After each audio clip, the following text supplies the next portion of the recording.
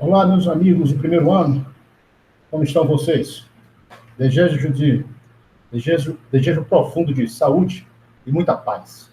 Meus amigos, vamos prosseguir nossas atividades. Temos o roteiro da aula aí, temos um conteúdo.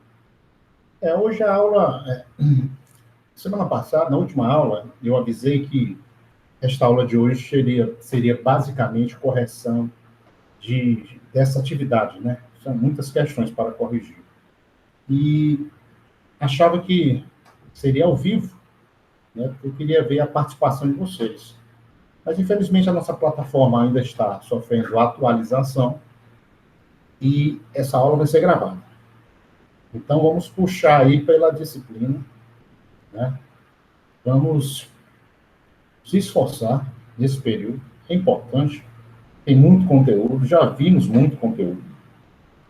Nesse momento agora, de quarentena, é necessário essa disciplina, que eu sempre alerto vocês. E a atividade de hoje, espero e tenho certeza que vocês estarão aí do outro lado comigo, corrigindo essa atividade. Né? Então, vamos ter paciência, vamos nos acomodar, porque é aquele final do capítulo que eu sempre deixo aquelas questões, porque eu tenho minhas próprias questões, né? E deixo as questões do roteiro de estudo, de aula, para a última aula. Então, vamos lá que vai dar certo.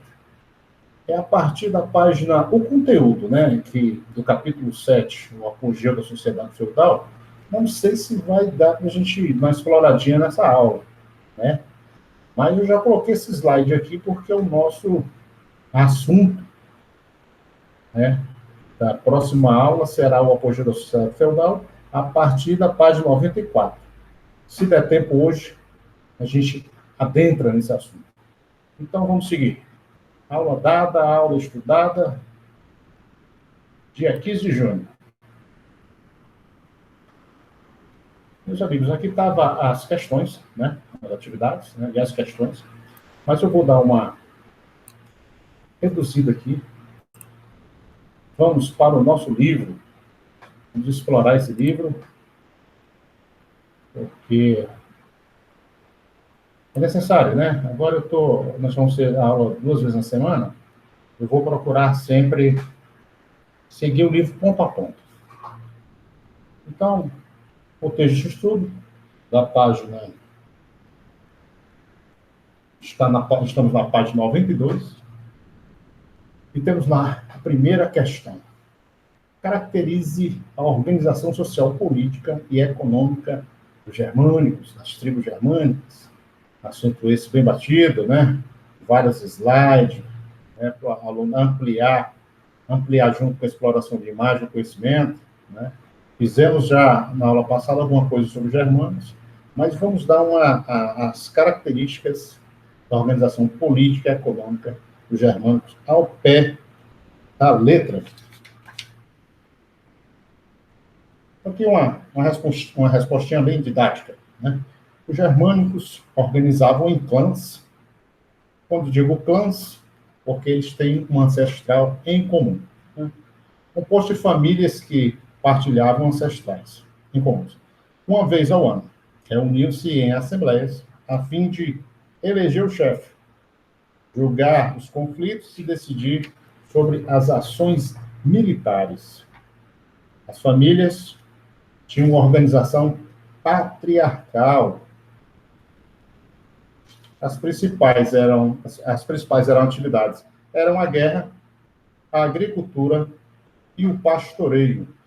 Quando falo em guerra, através das guerras de conquista, né, havia a captura, né, de escravos, havia a captura de botins de guerra, de riquezas desses territórios dominados. Então, a guerra era uma atividade lucrativa para os germânicos, né? Os germânicos fixaram em uma região até que o solo se esgotasse, partindo em seguida em busca de novas terras, que eram exploradas coletivamente, apesar da existência da propriedade individual. Os principais produtos agrícolas eram o trigo, a aveia e o linho. Além disso, destinavam o campo que estava repousando para o gado, né? Um pousio para o gado.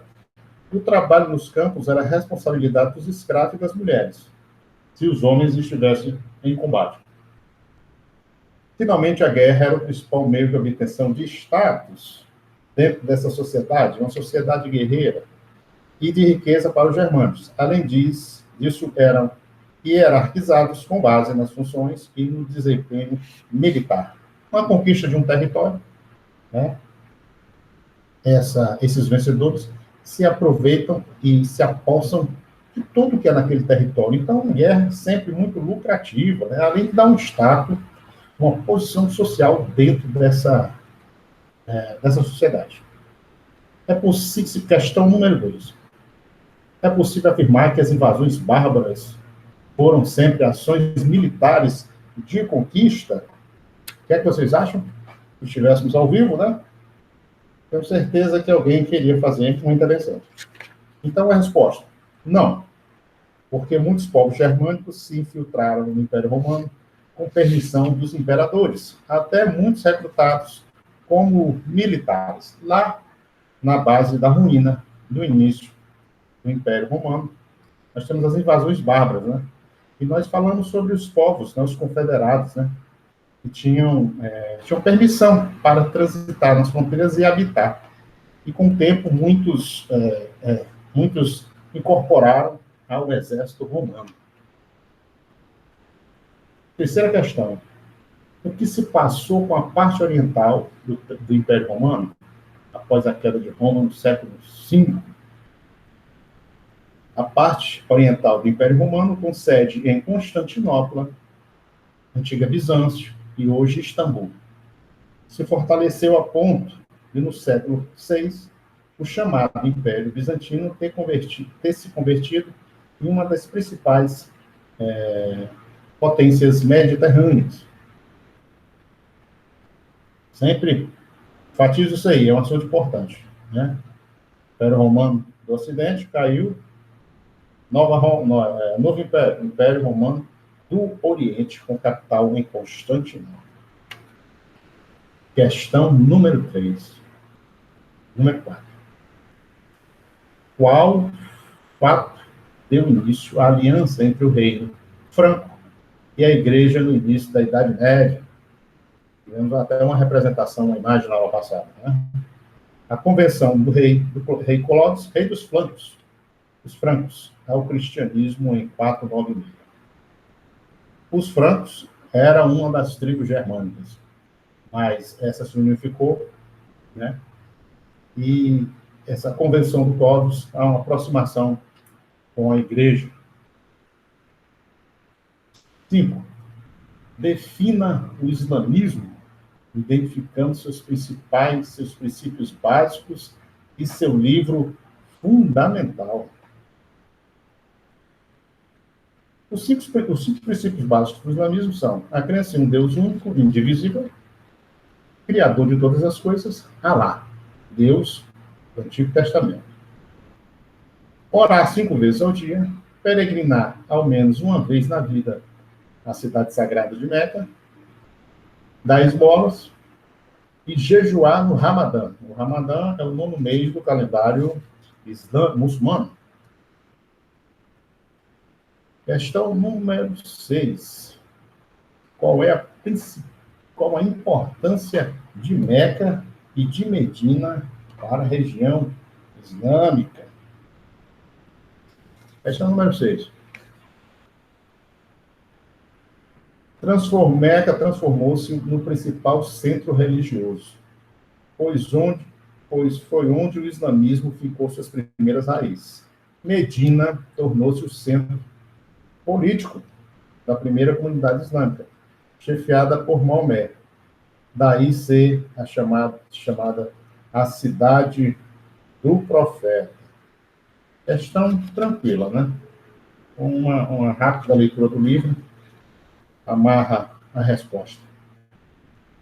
Questão número 7.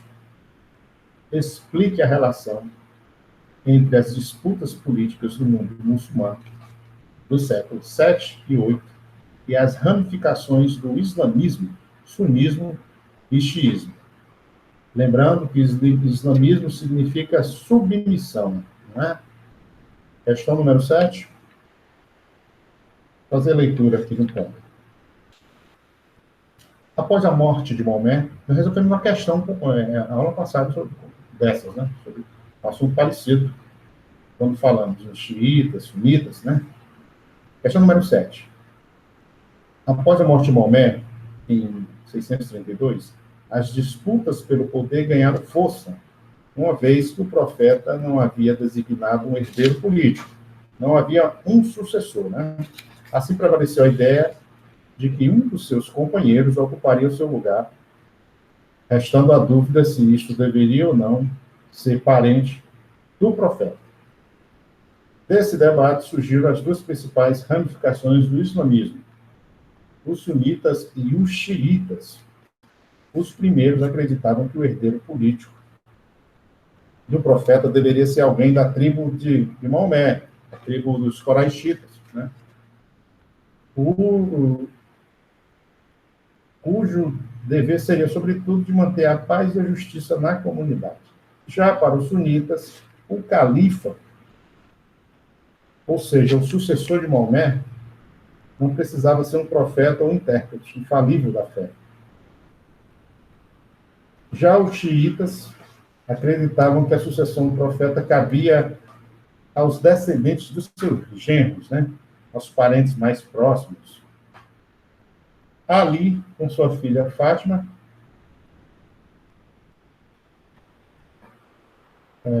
afirmando que a liderança política deveria pertencer aos imãs, dirigentes espirituais da comunidade, e não aos califas.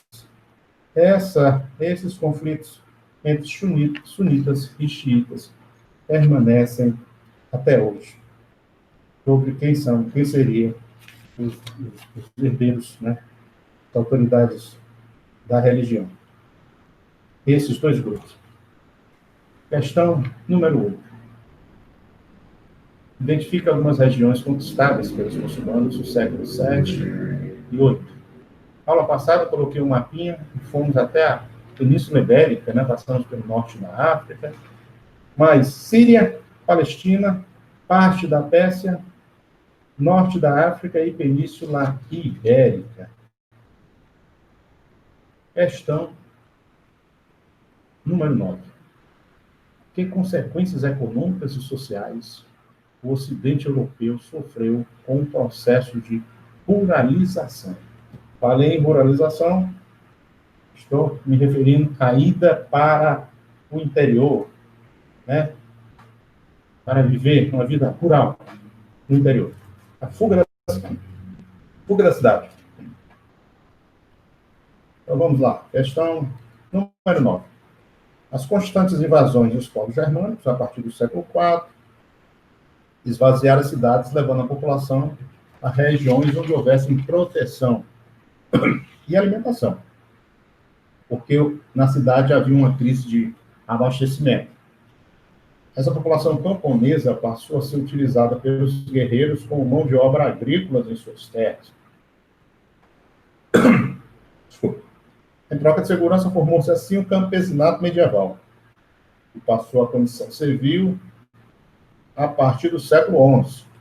Atenção, formação da condição civil a partir do século XI. Falei em civil, estou falando em servidão. Dessa forma, a intensa ruralização promoveu uma economia agrícola baseada na condição civil do campesinato medieval, o qual pagava inúmeras taxas ao senhor feudal e ainda possuía o poder de julgar e punir a população que vivia em suas terras. Resumi isso na aula passada, dizendo que o senhor feudal tinha poder absoluto sobre a terra e tudo que estivesse acima dela, né? Nesse período, é bom lembrar, a riqueza quem é rico, quem possui terra. Questão número 10. Diferencie vassalagem de servidão. Muito bom. Questão número 10. A servidão estava relacionada a uma série de obrigações que os camponeses tinham com o senhor do feudo em que trabalhavam, né? essas relações e essa submissão dava-se em razão de taxas para tudo, né? Algumas nós abordamos na aula passada, né? Nesse universo do filme, taxa para tudo. Citei, né? Para casar, para andar na estrada, para usar os equipamentos de produção, né? Os meios de produção. Mas aqui há uma descrição mais detalhada. A cada colheita te fornecia um tributo ingênuo pelo usufruto de tais terras. Você, uma parte de sua produção, você tinha que entregar ao Senhor. Durante 3 dias da semana, os camponeses deveriam trabalhar nas terras do Senhor. Ou seja, colveia, né? Era um serviço compulsório. Você tinha que pagar obrigatoriamente trabalhar 3 dias. Então, poder voltar para o seu trabalho, o seu roçado, né? Seus afazeres domésticos. Estavam também sujeitos à taxa da forma reais, paga quando o próprio servo ou algum parente do nobre se casava, além de outras taxas. Já a vassalagem, nós vimos o ritual da vassalagem na aula passada, estava restrita aos membros da aristocracia, por exemplo, cavaleiro, vassalo e nobre, suzerano. É evidente que a vassalagem ela só acontecia no meio dessa aristocracia, dessa nobreza. Né? Por meio de um juramento, o vassalo prometia ao suzerano acompanhá-lo em campanhas militares, dar proteção militar, fornecer proteção militar.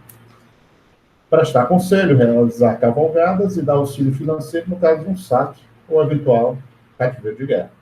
Em troca, recebia um feudo em forma de terra, pensão ou um rendimento agrícola. Portanto, podemos afirmar que os vassalos, assim como os suzeranos, eram sustentados pelo trabalho agrícola que os servos realizavam nas terras feudais. Com certeza. Eles é uma sociedade agrícola, né? E a riqueza vem da terra e do que nela é produzido. Meus amigos, terminamos as nossas questões do contexto de estudo. Então, vamos para o Vamos Testar. Vamos testar e faz um enorme sucesso entre vocês, eu estou sabendo. Vamos testar. Temos lá a primeira questão. No Ocidente medieval, a terra tornou-se a principal fonte de riqueza. Olha como é interessante a questão. Né? A questão já chega afirmando, dando uma informação muito poderosa. É uma informação poderosa essa aqui. A terra, né? Eita, deixa eu pegar aqui um. A terra tornou-se principal fonte de riqueza, sim. A riqueza está vinculada a quem tem terra e ao que dela é produzido. O comércio não é intenso nesse período. E o senhorio, o motor da economia rural, com base nessa afirmação, indique quais afirmativas abaixo se referem ao mundo medieval. Item 1. A redução das relações comerciais e a insegurança provocada pelo quadro de invasões do século V impuseram ao camponês o regime de trabalho segundo o Estatuto da Terra Ocupada. Verdadeiro ou falso? Muito bem, verdadeira. Questão número 1 é verdadeira, né? Era a fuga, questão da ruralização, né? Fuga para o interior, buscando proteção. E havia uma crise de abastecimento nas cidades, né? Invasões, saques, né? Uma desorganização. Né? Então, esse regime de colonato lá atrás vai ser criado. Né? O camponês se submetendo ao Estatuto da Terra Ocupada. Se fosse a determinada terra para ocupá-la, deveria obedecer todas as regras do proprietário, do senhor, naquela terra. A formação de guerreiros e camponeses, características das sociedades urbanas, acentuou a feição agrícola da economia medieval. A formação de guerreiros e camponeses, características das sociedades urbanas, acentuou a feição agrícola da economia medieval. Verdadeiro ou falso? Verdadeiro. Está certa a questão. Terceira.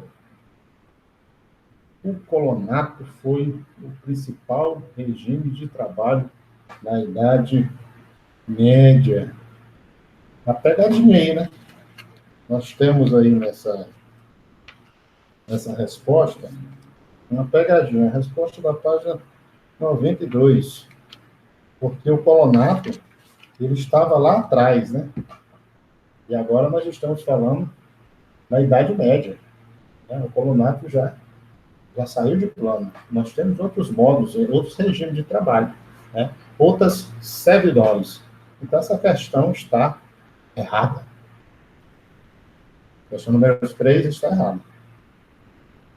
Tal como a Vila Romana, a Vila Merovingia tinha sua produção voltada para o mercado local e para a autossuficiência. Verdadeira. Questão número 4. É verdade. 5. As técnicas agrícolas rudimentares contribuíram de maneira decisiva para a estagnação da produção agrícola, favorecendo períodos de fome e penúria. A questão número 5 é verdadeira. Pessoal, a resposta dessa questão, né, porque só identificamos uma como falsa, é a letra C. Letra C. Vamos prosseguir. Vamos para a nossa segunda.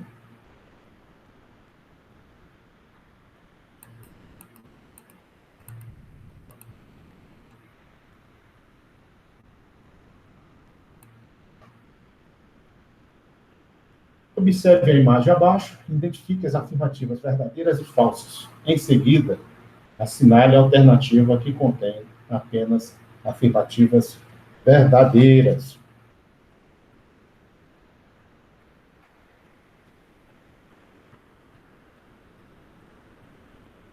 Vamos lá, então.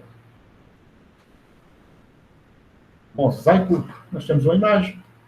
Mosaico bizantino do século XII, representando o imperador Comênio, a Virgem Maria com Jesus no colo e a imperatriz Irene.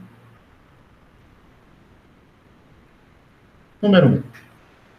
No centro da imagem, podemos visualizar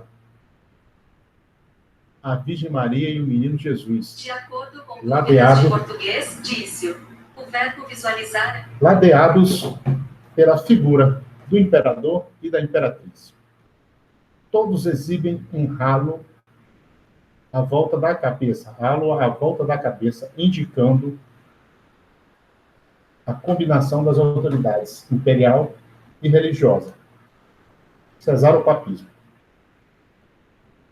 O celular está querendo me ajudar aqui na resposta, vocês perceberam.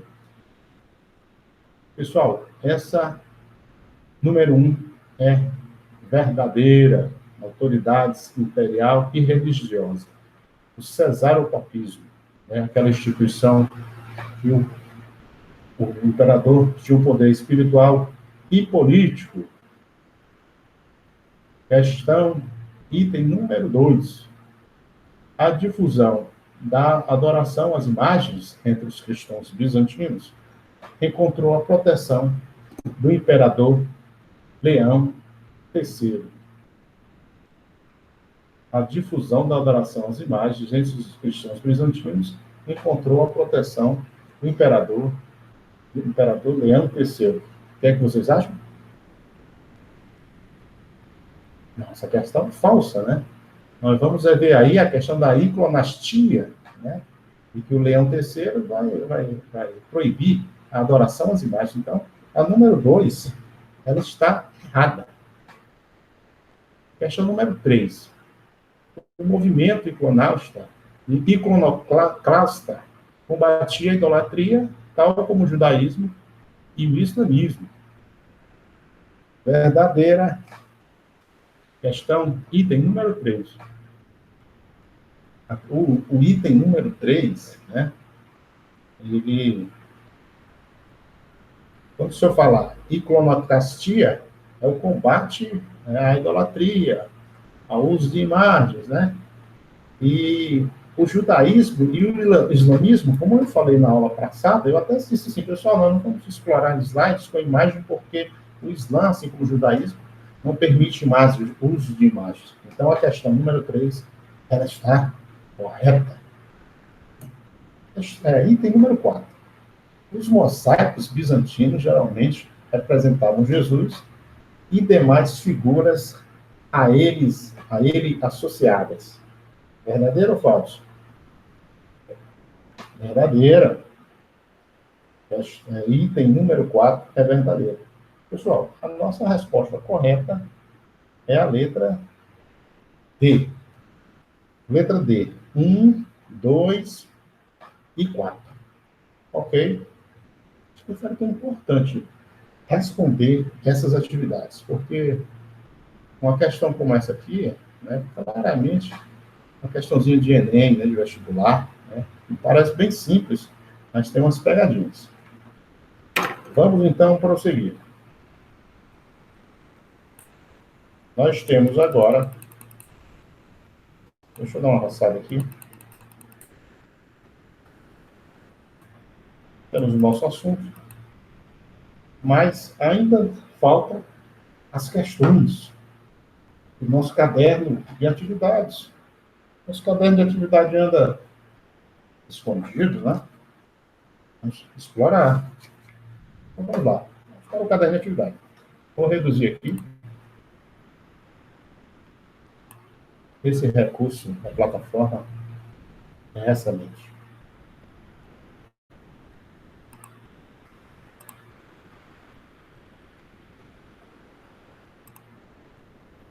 Olha o nosso caderno aqui. Que beleza.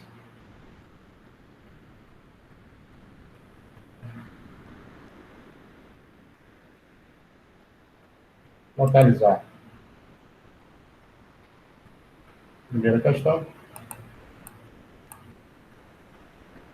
Deixa eu conferir somente uma coisa aqui.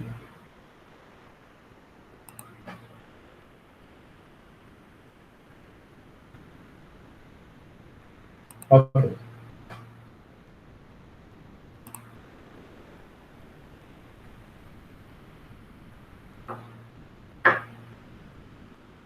Primeira questão.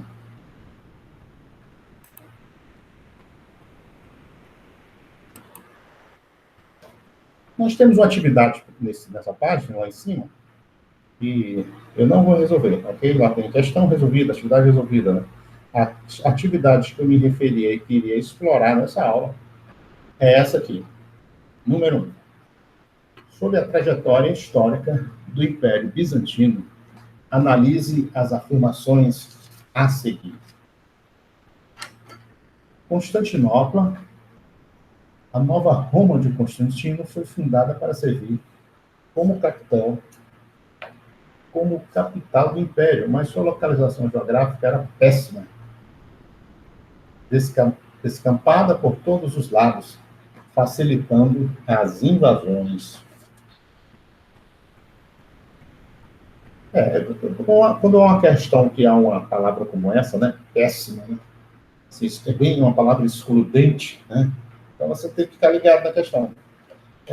Não, ao contrário, Constantinopla tinha uma excelente localização geográfica, né, ficava ali entre a Europa e a Ásia, né, tinha o Estreito de Bósforo logo à frente, onde havia um intenso fluxo comercial, era uma posição geográfica muito importante. Então, essa questão número 1, ela é falsa. Questão número 1 é falsa. Item número 2. O Império Bizantino foi fundamental para a preservação de vários elementos da cultura e da sociedade da Antiguidade Clássica, permitindo que muitos documentos daquela época chegassem até nós. A aula sobre o Império Bizantino, eu explorei uma parte cultural e frisei algumas coisas sobre algumas imagens, enfatizei algumas imagens sobre o uso de mosaicos, né, de imagens, de pinturas, né, de cerâmicas. Né? Então, essa questão aí, ela é verdadeira. Né? Muito que foi preservado e não chegou é graças ao Império Bizantino, né? Ao cuidado, né? Ao incentivo, né? Que foi dado à arte e à cultura. Ok. Item número 2, verdadeiro. O grande imperador de Bizâncio foi Justiniano, mas as grandes construções da cidade de Constantinopla, como a igreja de Santa Sofia e o hipódromo, não foram feitas em seu governo. O que é que vocês acham, meus amigos? Essa questão é falsa. Nós tivemos no governo de Justiniano inúmeras obras. Item número 4. No Corpus Juris Civilis, Justiniano organizou uma compilação das leis romanas desde a República até o Império. Esse papel de Justiniano foi fundamental. Né? Essa questão, item número 4, ela é verdadeira. Houve essa compilação, houve a preocupação em registrar. Né? Item número 4 é verdadeiro.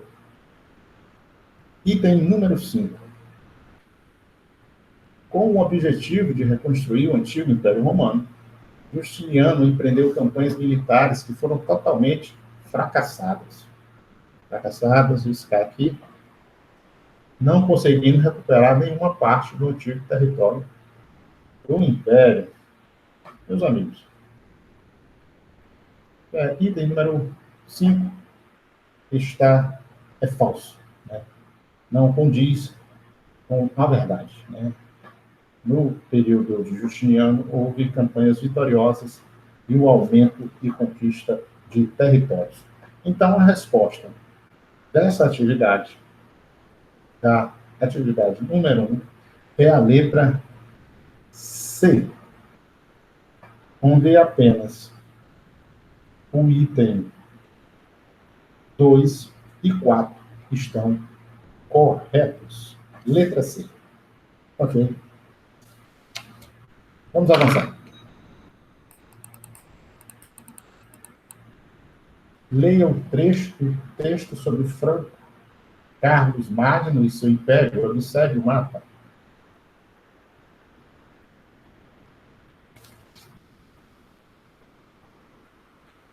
No ano 800, ele assumiu a título extinto há muito, de imperador do Ocidente. A expansão carolíngia não foi um simples acréscimo territorial. Suas reivindicações imperiais correspondiam a um verdadeiro renascimento administrativo e cultural através dos limites do Ocidente ocidental. O sistema de cunhagem de moedas foi padronizado e recuperado seu controle central. Em muita próxima coordenação com a Igreja, a monarquia carolíngia patrocinou uma renovação da literatura, filosofia, arte e educação. Acabamos de falar. Né? Missões religiosas aliviaram as terras pagãs além do Império. Além disso, uma rede administrativa elaborada e centralizada desceu sobre toda a massa, da Catalunha a Schleswig e da Normandia à Estíria. Sua unidade básica era o condado. Nobres de confiança eram nomeados condes com poderes judiciais militares para governar essas regiões, numa clara e firme delegação de autoridade pública, revogável pelo imperador. Temos aqui o mapa e temos o texto mais à frente.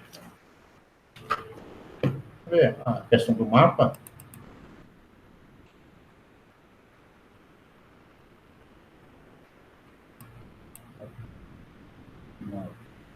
Ok. Vamos para o texto.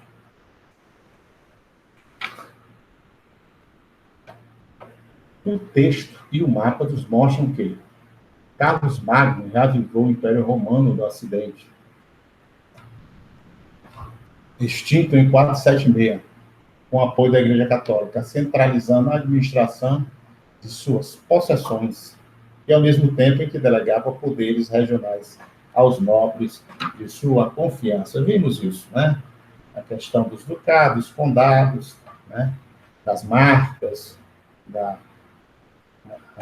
uma administração desses territórios, uma maneira de se administrar e ter o controle, né? Pessoal, aqui a letra A é a correta. Letra A está correta. Quem respondeu letra A está de parabéns. Então, vamos bem avançar. A letra A já nos deu a resposta que nós queríamos. Essa aula, realmente, essa última aula, término do capítulo, tem que se preparar para ela, né? Porque nós estamos hoje já com 30 e poucos minutos de exercício. Então, hoje há um esforço e um mental mais puxado. E é necessário, né? É necessário. A longa presença de povos árabes no norte da África, mesmo antes de Maomé, possibilitou uma interação cultural, conhecimento das línguas e costumes, o que facilitou posteriormente a expansão do islamismo. Por outro lado, deve-se considerar a superioridade bélica de alguns povos africanos, como os sudaneses, que efetivaram a conversão e a conquista de vários grupos na região da Núbia, promovendo a expansão do Islã, que não se apoia na presença árabe. Sobre a isso que esse texto está na História da Arte da África, uma introdução. Sobre a expansão do islamismo, é correto afirmar que a grande expansão do Islã, como conquista do Império Bizantino, ocorreu após a morte de Maomé.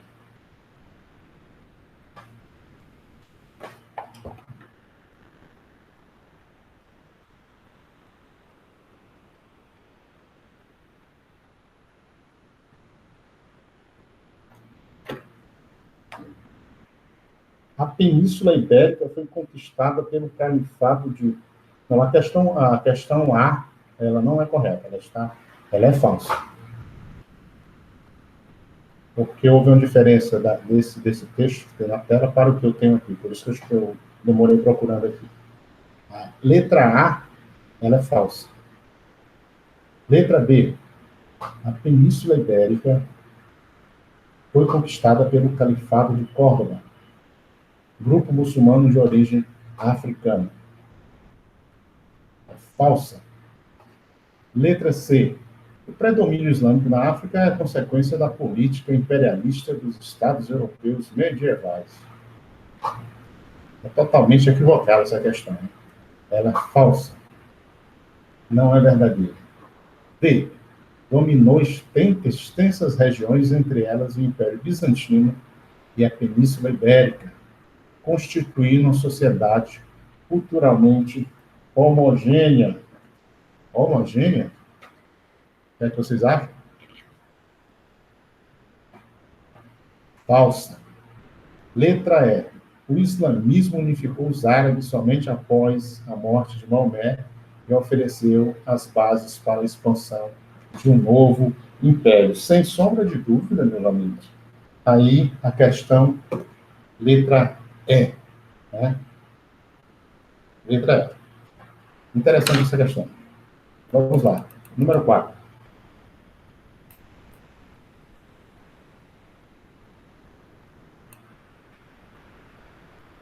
A conquista árabe, que se desencadeia ao mesmo tempo sobre a Europa e a Ásia, é sem precedentes. Só é possível comparar a rapidez dos seus sucessos com aquela com que se construíram os impérios mongóis, de um Átila, ou mais tarde de um Gengis Khan. Vou juntar melão. Mas esses últimos foram tão efêmeros quanto a conquista do Islã será duradoura. Ainda hoje, essa religião tem fiéis em quase toda a parte onde ela se impôs no governo dos primeiros califas. Sua difusão fulminante é um verdadeiro milagre, comparada à letra progressão do cristianismo. Esse textozinho está no livro Maomé e Carlos Magno, o impacto do Islã sobre a civilização europeia. Vamos lá, então? Segundo texto, a expansão islâmica acabou por se impor a todas as civilizações existentes na época, inclusive aos mongóis e aos cristãos. Falsa. Letra A é falsa. Foi um sucesso pela rapidez, pela rapidez que conseguiu incorporar os territórios, mas fracassou em impor a religião. Falso. Ela impôs territórios ocupados, houve imposição da religião. Foi um processo como aqueles executados pelos líderes mongóis, mas conseguiu durar um pouco mais de tempo. Letra C, falso, com um tempo duradouro. Inclusive é o que o texto nos sugere. E a letra D, que consequentemente.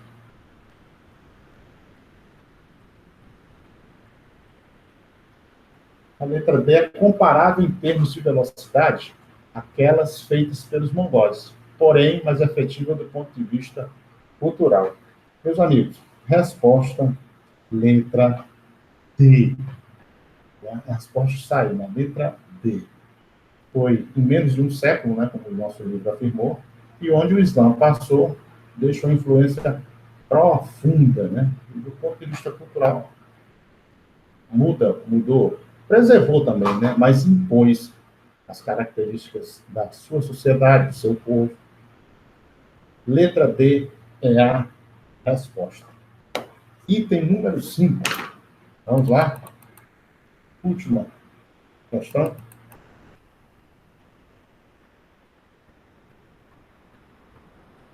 Tem-se como absolutamente certo que, a partir do fim do século VIII, a Europa Ocidental regrediu ao estado de região exclusivamente agrícola. É a terra a única fonte de subsistência e a única condição de riqueza. Todas as classes da produção, desde o imperador, que não possuía outras rendas além das de suas terras, até o mais humilde dos servos, todos viviam direta ou indiretamente dos produtos do solo. Fossem esses frutos de seu trabalho ou consistisse apenas no ato de colhê-los e consumi-los. Toda a existência social funda-se na propriedade ou na posse da terra. Guardem sempre essa questão. Posse da terra, riqueza no período medieval.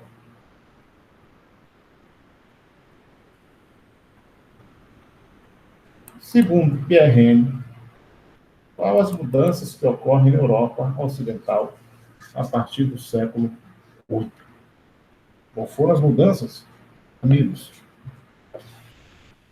Se estivéssemos ao vivo, tenho absoluta certeza que vocês iriam dizer. Então, vamos aqui. Vamos pegar o que o autor disse. O autor aponta para o fato de que os europeus passaram a viver sob uma sociedade onde a riqueza vinha exclusivamente do usufruto e da exploração da terra. Por isso, a exploração, a organização social que nasce, e essa exploração ela é fundamentada na terra e no acesso a ela. Ok. B. O mesmo processo que ocorria no Ocidente também ocorria no Império Romano do Oriente e no Império Islâmico. Explique. O mesmo processo que ocorria no Ocidente também ocorria no Império Romano do Ocidente, do Oriente. E no Império Islâmico? Explique.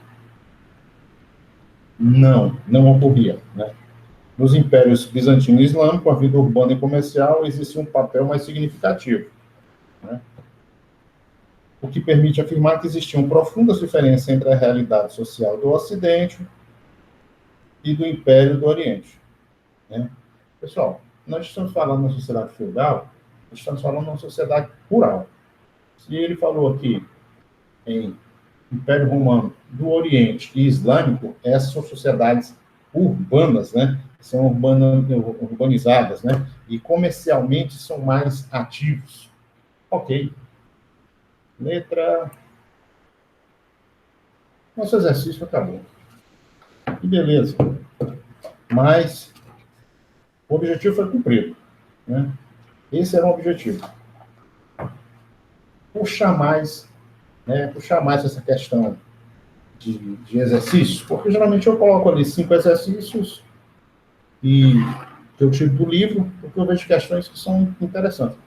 E no final, nós estamos vindo com esse padrão. Sempre no final, atacamos as questões do livro e do caderno de atividades. Vejam, assistam, respondam, né, participem, né? Há conteúdo agora muito importante para vocês. Primeiro ano, estamos passando por esse período de quarentena, que já, se Deus quiser, vamos superar. E quando voltarmos, né, feito essas atividades, feito a leitura, né, leitura do capítulo, né, na semana que vem nós vamos estar juntos, na semana que vem, para fazer uma aula ao vivo, mais dinâmica, né, interagir mais com o aluno, né, e não vamos deixar nada para trás. Vamos bater ponto a ponto no conteúdo do nosso livro. Ok? Pessoal, foi um prazer. Aliás, é sempre um prazer estar junto com vocês, né? Nós já estamos indo para